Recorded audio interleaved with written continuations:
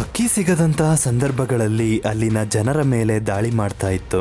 ಇದರಿಂದ ಬೇಸತ್ತ ಜನ ಈ ಆನೆಯ ದಾಂಧಲೆಯಿಂದ ಪಾರು ಮಾಡಿ ಅಂತ ಅಲ್ಲಿನ ಜನ ಸರ್ಕಾರಕ್ಕೆ ಮನವಿ ಮಾಡಿದ್ರು. ಜನರ ಮನವಿಯ ಮೇರೆಗೆ ಕೇರಳ ಸರ್ಕಾರ ಅರಿಕೊಂಬನನ್ನು ಸ್ಥಳಾಂತರ ಮಾಡೋದಕ್ಕೆ ಮುಂದಾಯಿತು.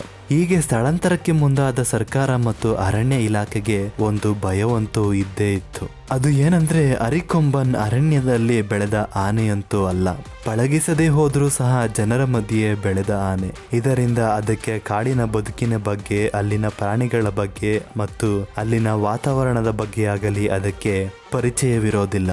ಹೀಗಾಗಿ ಯಾವುದೇ ಕಾಡಿಗೆ ಬಿಟ್ಟರೂ ಸಹ ಮತ್ತೆ ಕಾಡಂಚಿನ ಊರುಗಳಿಗೆ ಮರಳಿ ಬರ್ತಾನೆಂಬ ಭಯ ಅರಣ್ಯಾಧಿಕಾರಿಗಳನ್ನ ಕಾಡುವುದಕ್ಕೆ ಶುರುವಾಯಿತು.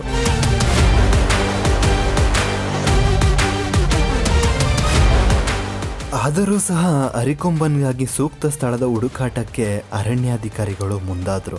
ಇಷ್ಟರಲ್ಲಾಗಲಿ ಹೇಗೋ ಈ ವಿಷಯ ಕೆಲ ಸೋಕಾಲ್ಡ್ ಪ್ರಾಣಿದಯಾ ಸಂಘಗಳು ಮತ್ತು ಅನಿಮಲ್ ಆಕ್ಟಿವಿಸ್ಟ್ಗಳ ಕಿವಿಗೆ ಬಿದ್ದಿತ್ತು. ಅರಿಕೊಂಬನನ್ನು ಕುಂಕಿ ಆನೆಯನ್ನಾಗಿ ಬಳಸೋದಕ್ಕೆ ಪ್ಲಾನ್ ಮಾಡಲಾಗುತ್ತಿದೆ, ಹೀಗಾಗಿ ಇದನ್ನು ಸ್ಥಳಾಂತರ ಮಾಡಲಾಗುತ್ತಿದೆ ಅಂತ ಹೈಕೋರ್ಟ್ ಮೆಟ್ಟಿಲೇರಿದ್ರು.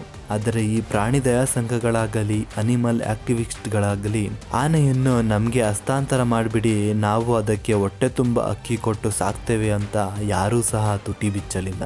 ಬದಲಾಗಿ ಸ್ಥಳಾಂತರ ಮಾಡಬಾರದು ಅಂತ ನ್ಯಾಯಾಲಯದ ಮೆಟ್ಟಿಲೇರಿದ್ರು. ಇದರಿಂದ ಕೇರಳ ಹೈಕೋರ್ಟ್ ಕೂಡ ಸ್ಥಳಾಂತರಕ್ಕೆ ತಡೆಯಾಜ್ಞೆಯನ್ನು ಕೊಡ್ತು. ಮತ್ತೆ ಇದರ ಸ್ಥಳಾಂತರ ಎಷ್ಟು ಸರಿ ಎಂಬುದರ ಬಗ್ಗೆ ವರದಿ ಕೇಳಿ ಕಮಿಟಿಯೊಂದನ್ನು ರಚನೆ ಮಾಡ್ತು.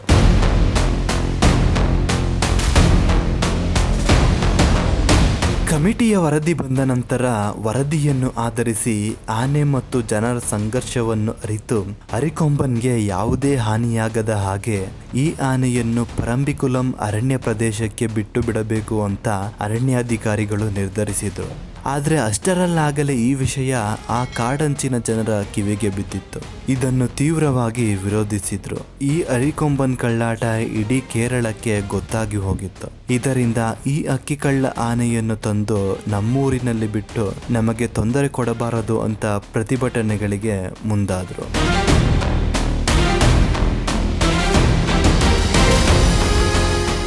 ಇದರಿಂದ ಕೋರ್ಟ್ ಅರಿಕೊಂಬನನ್ನು ಸ್ಥಳಾಂತರ ಮಾಡುವಾಗ ಯಾವ ಕಾಡಿಗೆ ಅದನ್ನು ಬಿಡ್ತೀರಾ ಅನ್ನೋ ವಿಷಯವನ್ನು ಗೌಪ್ಯವಾಗಿಟ್ಟು ಆನೆಯನ್ನು ಸ್ಥಳಾಂತರ ಮಾಡಿ ಇದರಿಂದ ಜನರ ಪ್ರತಿಭಟನೆಗಳು ಹೆಚ್ಚು ಕಾಡೋದಿಲ್ಲ ಅನ್ನೋ ಸಲಹೆಯನ್ನು ಕೊಡ್ತು. ಇದರಂತೆ ಕೇರಳ ಅರಣ್ಯ ಇಲಾಖೆ 4 ಕುಂಕಿ ಆನೆಗಳ ಸಹಾಯದಿಂದ 2 ದಿನಗಳ ನಿರಂತರ ಕಾರ್ಯಾಚರಣೆ ನಡೆಸಿ ಅರಿಕೊಂಬನನ್ನು ಸೆರೆ ಹಿಡಿದ್ರು. ಕೇರಳ ತಮಿಳುನಾಡು ಗಡಿಯಲ್ಲಿರುವ ಪೆರಿಯಾರ್ ಟೈಗರ್ ರಿಸರ್ವ್ ಫಾರೆಸ್ಟ್ಗೆ ಏಪ್ರಿಲ್ ತಿಂಗಳ ಕೊನೆಯ ವಾರದಲ್ಲಿ ಸ್ಥಳಾಂತರ ಮಾಡಿದ್ರು.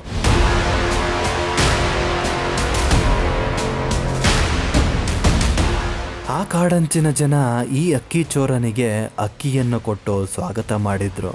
35 ವಯಸ್ಸಿನ ಆಸುಪಾಸು, ತಲೆ ತುಂಬ ಕಳ್ಳ ಬುದ್ಧಿ, ಊರಿನ ಮಧ್ಯೆ ಬೆಳೆದ ಆನೆ ಬೇರೆ, ದಾಂಧಲೆ ಮಾಡದೆ ಸುಮ್ಮನೆ ಕೂರುವ ವಂಶದವನಂತೂ ಅಲ್ಲವೇ ಅಲ್ಲ. ಇದರಿಂದ ಎಚ್ಚೆತ್ತ ಅಧಿಕಾರಿಗಳು ಇವನ ಚಲನವಲನಗಳನ್ನು ಗಮನಿಸೋದಕ್ಕೆ ರೇಡಿಯೋ ಕಾಲರ್ ಅನ್ನು ಅಳವಡಿಸಿ ಅದನ್ನ ಕಾಡೊಳಗೆ ಬಿಡಲಾಯಿತು. ಆದರೂ ಕಾಡಂಚಿನ ಜನರ ನೆಮ್ಮದಿಯಂತೂ ಹೆಚ್ಚು ದಿನ ಉಳಿಯಲಿಲ್ಲ. ಆನೆಯ ಸ್ಥಳಾಂತರದ ಜೊತೆಗೆ ಚಿನ್ನಕನಲ್ ಜನರ ತಲೆನೋವು ಪೆರಿಯಾರ್ ಕಾಡಂಚಿನ ಜನರ ತಲೆಯನ್ನು ಹೊಕ್ಕಿತ್ತು ಅಷ್ಟೇ.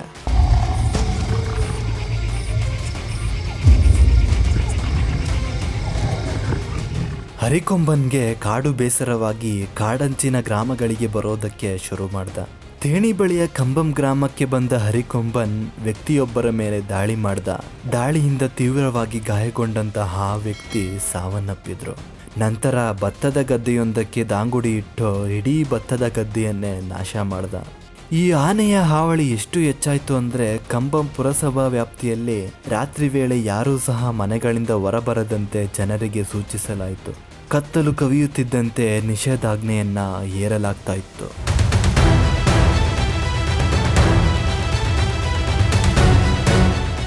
ನಂತರ ಅರಣ್ಯ ಇಲಾಖೆ ಮತ್ತೆ ಅರಿಕೊಂಬನನ್ನ ಸ್ಥಳಾಂತರ ಮಾಡುವುದಕ್ಕೆ ಮುಂದಾಯಿತು. ಸತತ ಕಾರ್ಯಾಚರಣೆಗಳ ನಂತರ ತೇಣಿ ಬಳಿಯ ಪುಜಣಂ ಎಂಬ ಊರಲ್ಲಿ ನಡುರಾತ್ರಿಯಲ್ಲಿ ಅಕ್ಕಿಚೋರ ಅರಿಕೊಂಬನ್ಗೆ ಅರವಳಿಕೆಯನ್ನು ನೀಡಿ ಅವನನ್ನ ಸೆರೆ ಹಿಡಿಯಲಾಯಿತು. ಸದ್ಯಕ್ಕೆ ಮೇಘಮಲೈನ ವೆಳ್ಳಿಮಲ ಅರಣ್ಯಕ್ಕೆ ಇವನನ್ನು ತಂದು ಬಿಡಲಾಗಿದೆ.